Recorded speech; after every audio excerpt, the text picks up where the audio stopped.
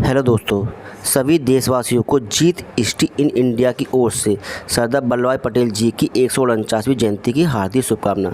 सरदार वल्लभ भाई पटेल जी को हम एक ऐसे महापुरुष के रूप में मानते हैं जिन्होंने भारत की 563 रियासतों को मिलाकर एक देश बना दिया और जिनको एक सरदार की उपाधि दी गई। और किस आंदोलन के दौरान दी गई थी? बारदोली आंदोलन।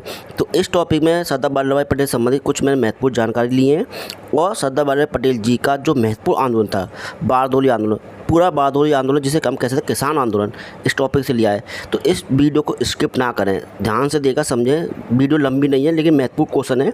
तो इस वीडियो देखने के बाद जो भी आपको डाउट हो मुझे कमेंट करें। आप अपने चैनल को सब्सक्राइब करें, बेल आइकन को दबाना मत भूलिए और लाइक करिए। तो हम ज़्यादा बात ना करते हुए हम सीधे क्वेश्चनों की बात करते हैं, उसके माध्यम से आपसे बात करेंगे। देखिए, सरदार वल्लभ पटेल जी का जन्म कब और कहाँ हुआ था? कब हुआ था? 31 अक्टूबर 1875 ईस्वी को गुजरात में हुआ था। अब कहाँ, मतलब गुजरात में भी स्थान पूछे तो नारीवाल में हुआ था। इनके पिता का नाम क्या था? झावेर भाई पटेल। और माता का नाम क्या था? लाडलाबा देवी था। तो इनकी एक बेटी भी थी, मणिबेन पटेल। तो जी हम आगे बात करेंगे। इनकी बेटी ने बारदोली सत्याग्रह में महत्वपूर्ण भूमिका निभाई थी। अब चलते हैं नेक्स्ट क्वेश्चन पर, देखते हैं। जनवरी 1928 में स्थानीय प्रशासन ने मुरादाबाद की दरों में कितनी परसेंट की वृद्धि कर दी? कितनी परसेंट की वृद्धि कर दी? 30% की वृद्धि कर दी। देखिए, 1926-27 में कपास के मूल्यों में काफ़ी गिरावट के बाद सरकार ने बारदोली में राजस्व दर 22% बढ़ा दी थी। कितने? 22% बढ़ा दी। और स्थानीय लोगों और कांग्रेस के नेताओं ने इस वृद्धि का काफ़ी तेज़ गति से विरोध किया और परिस्थिति की गंभीरता को देखते हुए सरकार ने इस समस्या के समाधान हेतु एक आयोग का गठन किया गया। तो आपसे पूछ सकता है कि बारदोली लोगों की जांच के लिए, वहाँ के लिए किस आयोग का गठन किया गया? तो किस आयोग का गठन किया गया? बारदोली जांच आयोग का गठन किया गया। मैं इसमें बताऊँगा मैक्सवेल और ब्रूमफील्ड, दो व्यक्ति थे इसमें जुड़े थे जिन्होंने इसमें मुरादाबाद दर को 30% से 6.03% कर दिया था। तो इस प्रकार से आपको देखना है कि मतलब कपास होता है ना, काफ़ी कम परसेंट में वृद्धि कम कर दिया गया था, गिरावट आ गई थी, इस वजह से इसका बढ़ा दिया। अब हम चलते हैं नेक्स्ट क्वेश्चन की ओर, देखते हैं। बारदोली के जोतदारी किसानों की प्रमुख जाति कम्बी पट्टीदार ने किसके नेतृत्व में संगठित हो रही थी? तो किसके नेतृत्व में थी? कुंवरजी मेहता और कल्याणजी मेहता, दोनों भाई थे। इन्होंने एक संगठन बनाया और संगठन ने पटेल बंधु नाम की पत्रिका निकाली। तो आपसे पूछा, पटेल बंधु नाम पत्रिका किसने निकाली थी? कुंवरजी मेहता और कल्याणजी मेहता, दोनों भाइयों ने निकाली थी। पार्टी के खेत जो वो होते थे वो खेत के मालिक होते थे या जमींदार होते थे। इनके खेत में काम करने वाले आदिवासी लोगों को काली प्राज के नाम से आते, मतलब काले लोग होते थे, तो इन्हें इसलिए उन्हें काले प्राज कहा जाता था। आपसे पूछता है काले प्राज जाति का संबंध किस आंदोलन से है? तो किस आंदोलन से? बारदोली सत्याग्रह आंदोलन से है। आपसे क्वेश्चन में पूछ सकता है। और इससे कौन कौन से नेता जुड़े थे? कुंवरजी मेहता और कल्याणजी मेहता इस आंदोलन से जुड़े हुए व्यक्ति थे। बाद में पटेल जी आएंगे। तो अब चलते हैं नेक्स्ट क्वेश्चन की ओर, देखते हैं। 1927 में कपास की कीमतों के गिरावट के बावजूद भी मुंबई गवर्नर ने बारदोली की मालगुजारी में कितनी परसेंट की वृद्धि कर दी? वही मैंने क्वेश्चन बोला था, सेम वही चीज़ है, 22% की वृद्धि कर दी थी। तो इसमें कोई चेंज नहीं है, इसलिए मैंने इसमें लिख दिया जिससे आप नोट कर लीजिए। अब चलते हैं नेक्स्ट क्वेश्चन की ओर। गुजरात के सूरत जिले के किस तालुका में 1927 में किसानों ने लगान ना देने के विरोध में कौन सा आंदोलन चलाया? तो वही चीज़ है, कौन सा आंदोलन चलाया था? बारदोली आंदोलन, ना देने का आंदोलन चलाया था। इसे नोट कर लीजिए, क्वेश्चन को अच्छा क्वेश्चन है। अब चलते हैं क्वेश्चन नेक्स्ट। मेहता बंधु कल्याणजी मेहता और दोनों भाई थे ना, ने किसकी मालगुजारी को ना अदाई करने का आंदोलन संगठित करने के लिए राजी कर लिया? किसको किया था? सरदार वल्लभ भाई पटेल को किया था। अभी आपने देखा पूरा आंदोलन का नेतृत्व किसके हाथों में था? सरदार वल्लभ भाई पटेल के हाथों में था। अब चलते हैं नेक्स्ट क्वेश्चन की।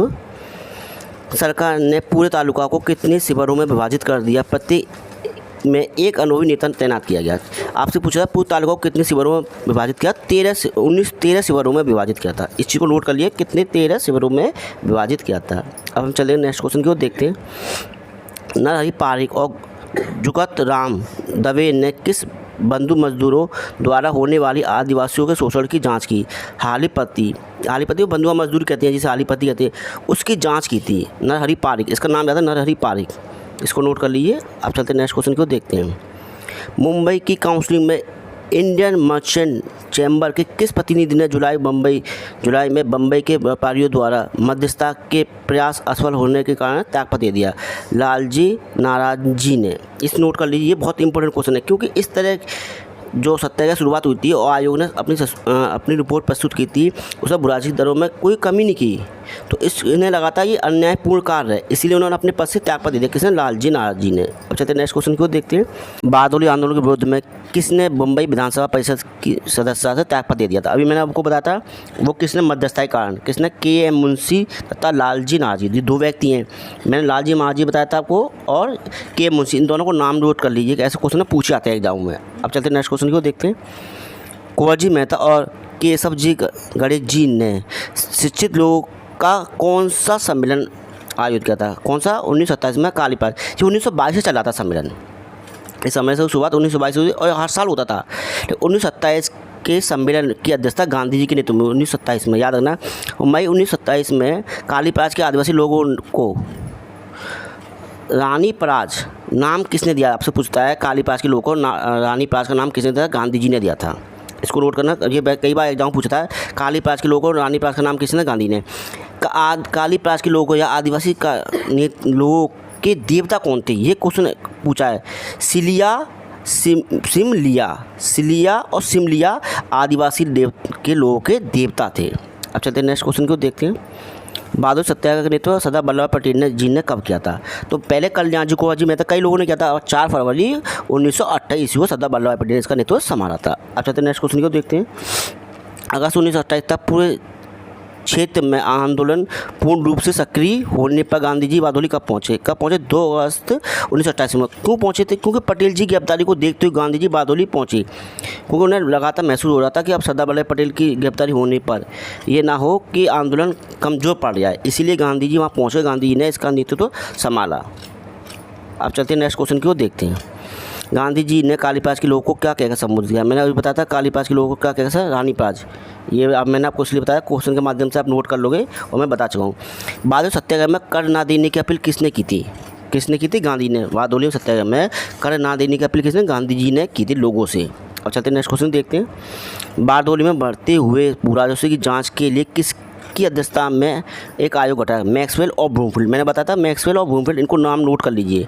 अब चलते हैं नेक्स्ट क्वेश्चन को देखते हैं। बारदोली जांच के बाद राजस्व की दर 21.97% से घटाकर कितने परसेंट की गई? 6.03%। ये question same to same NET के एग्जाम में आ चुका है, तो इसीलिए मैं इसको नेट में दिया है। और आपसे पूछता है बारदोली सत्याग्रह के समय बम्बई के गवर्नर कौन थे? गवर्नर जनरल नहीं, गवर्नर होते थे हर स्टेट के प्रांत के। तो कौन थे? लैंसी विल्सन। तो ऐसे क्वेश्चन सीधे सिंपल क्वेश्चन लिखे आते हैं, तो आप ऐसे क्वेश्चन नोट करके याद कर लिया करिए कि हम एक क्वेश्चन के माध्यम से दूसरा क्वेश्चन आपको बता रहे हैं, उसे नोट किया करिए, स्किप ना करें वीडियो को। चलते हैं नेक्स्ट क्वेश्चन की ओर।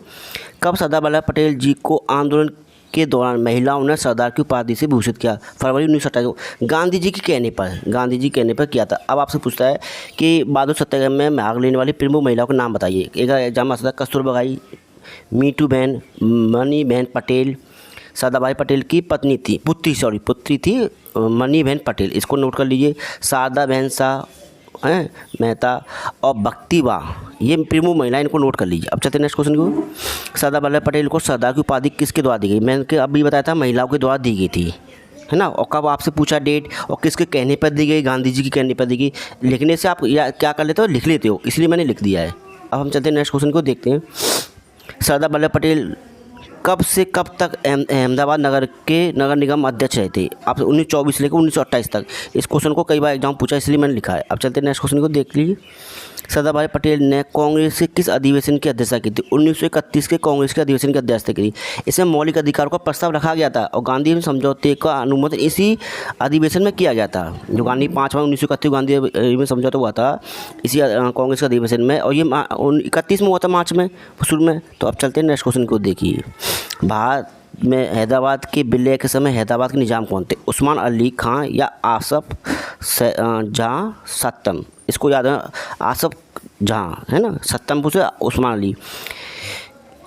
हैदराबाद का शासक मुस्लिम था, लेकिन जनता क्या थी? 80% जनता हिंदू थी। तो हैदराबाद का शासक जिन्ना के मिलने के माध्यम से, जिन्ना से मिलकर वो हैदराबाद को पाकिस्तान बनाने के पक्ष में था।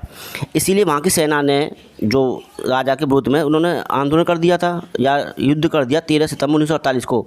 और इसमें राजा के क्या था? राजा की सेना को पराजित कर दिया गया और सरदार वल्लभ पटेल ने वहाँ पर पूरा योगदान दिया था। करने के बाद 17 सितंबर 1928 ईस्वी को हैदराबाद के निजाम ने में आत्मसमर्पण कर दिया और हैदराबाद को मिला लिया भारत में। अब चलते हैं नेक्स्ट क्वेश्चन की ओर, देखते हैं भारतीय सेना ने किस कार्रवाई या ऑपरेशन के तहत हैदराबाद को भारत में मिला गया। ऑपरेशन पोलो। ऑपरेशन पोलो क्योंकि वहाँ पर पोलो के बहुत सारे मैदान थे और पोलो को प्राचीन काल में चौगान कहते थे। इस क्वेश्चन नोट कर लीजिए, चौगान भी कहते थे। अब चलते हैं नेक्स्ट क्वेश्चन की ओर। हैदराबाद के विलय के समय भारतीय सेना का प्रमुख कौन था। Major general JN Chaudhary, Jayant Chaudhary. आपसे तो भारत की स्वतंत्रता समय भारत का गवर्नर जनरल कौन था, भारतीय सेना का प्रमुख कौन था, चौधरी, जयंत चौधरी। इसको नोट कर लीजिए, बहुत इंपॉर्टेंट क्वेश्चन है। अब चलते हैं नेक्स्ट क्वेश्चन को, देखते हैं जूनागढ़ के विलय के समय जूनागढ़ का शासक कौन था। मोहम्मद महावत खां तित्ते। ये भी हैदराबाद को, जूनागढ़ को पाकिस्तान बनाना चाहता, लेकिन इस पाकिस्तान जूनागढ़ को जनमत के आधार पर मिलाया गया था। मैं आपको आगे डिटेल में बताऊंगा। अब चलते हैं जूनागढ़ को जनमत संग्रह के आधार पर भारत में कब शामिल किया गया। 20 सितंबर 1948 को किया गया था। तो जूनागढ़ के दीवान शाह नवाज भुट्टो थे, वो जूनागढ़ को पाकिस्तान विलय के पक्ष में थे। वह चुपचाप जिन्ना से इस मुद्दे पर वार्तालाप कर रहे थे। जब ये बात सरदार वल्लभ पटेल को पता चली तो सरदार वल्लभ पटेल ने क्या, जूनागढ़ के लिए एक प्रस्ताव रखा, जनमत प्रस्ताव। क्योंकि वहाँ 91% हिंदू जनता थी, वो भारत में पाकिस्तान को विलय करना चाहती थी। लेकिन वहाँ का जो शासक था मुस्लिम था। अधिकतर भारत में शासक जो हुए मुस्लिम हुए हैं, तो शासक पाकिस्तान मिलना चाहते थे। लेकिन अंग्रेजों ने कहा था जो शासक जो रियासत स्वतंत्र रहना चाहती है वो रह सकती है, जिसको पाकिस्तान मिलना पाकिस्तान में, जिसको हिंदुस्तान मिलना हिंदुस्तान में।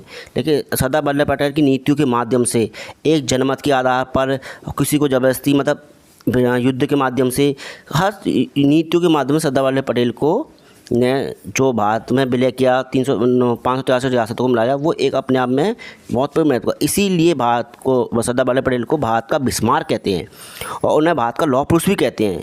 सरदार वल्लभ पटेल ने जितनी महत्वपूर्ण कार्य किए उनके लिए कोई वो नहीं है। और सरदार वल्लभ पटेल की याद के दिन हम राष्ट्रीय एकता दिवस के रूप में मनाते हैं। और सरदार वल्लभ पटेल की मृत्यु कब हुई थी, 15 दिसंबर 1950 ईस्वी को। तो भारत के पहले गृहमंत्री थे और भारत के पहले उप प्रधानमंत्री भी रह चुके हैं। तो मैं अपनी वीडियो को यही विराम देता हूं और इस वीडियो को ज़्यादा से ज़्यादा लोगों को शेयर करिए, जिससे सरदार वल्लभ पटेल के बारे में लोगों को जानकारी मिल सके और खेड़ा बारदौली आंदोलन के बारे में। जय हिंद।